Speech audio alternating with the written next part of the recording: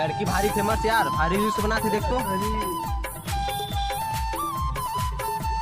बढ़िया बढ़िया बढ़िया। और गणेश अरे भारी फेमस है रे, लड़की संग रील बना के दे। देखना देखना भाई, देखो पगला मजेका संग बना तो भाई देखा बना के नहीं नहीं बनाएंगे। अरे पगला वो घर में काम जोगे है, चिल्लाद में घर में मजाक तो काम है।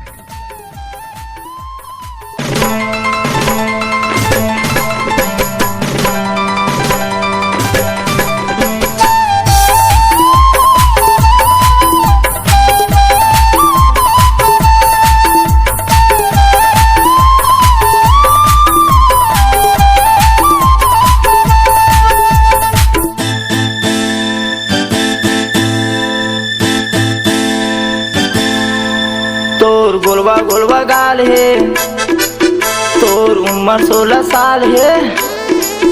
तोर गोलवा गोलवा गाल है, तोर उम्र 16 साल है। मुंगेली जिला मारे तोर नाम के बवाल है।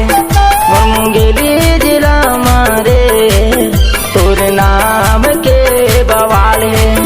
तोर गोलवा गोलवा गाल है, तोर उम्र 16 साल है। तोर गोलवा गोलवा गाल है, तोर उम्र 16 साल है। मुंगेली जिला मारे तोर नाम के बवाल है।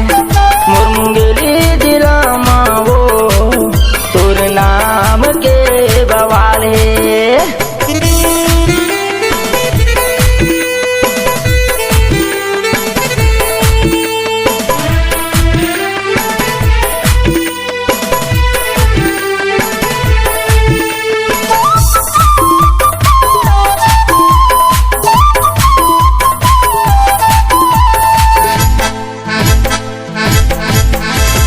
चढ़ती तोर जवानी टूरी उम्र 16 साल, उम्र 16 साल तोर उम्र 16 साल।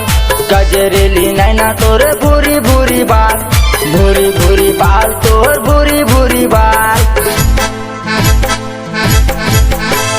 चढ़ती तोर जवानी टूरी उम्र 16 साल, उम्र 16 साल तोर उम्र 16 साल। गजरेली नैना तोरे भूरी भूरी बाल, भूरी भूरी बाल तोर भूरी भूरी बाल। तोर खुला खुला बाल है, तोर हिरनी जैसन चाल है।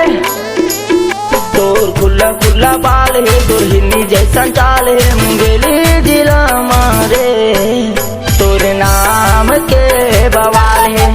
मोर मुंगेली जिला मांगो तोर नाम के बवाल है।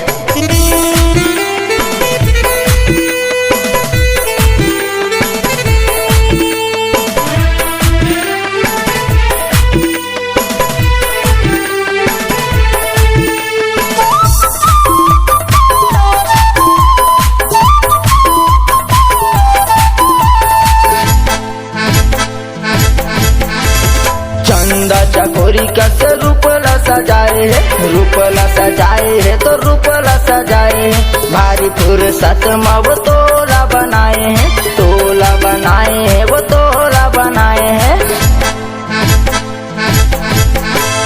चंदा चकोरी कैसे रूपला सजाए है, रूपला सजाए है तो रूपला सजाए है। भारी फुर्सत में वो तोला बनाए हैं, तोला बनाए हैं वो तोला बनाए हैं। तोर खुला खुला बाल है, तोर हिरनी जैसन चाल है।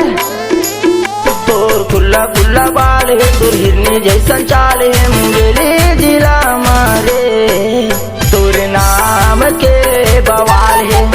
पूरा छत्तीसगढ़ मारे तोर नाम के बवाल है।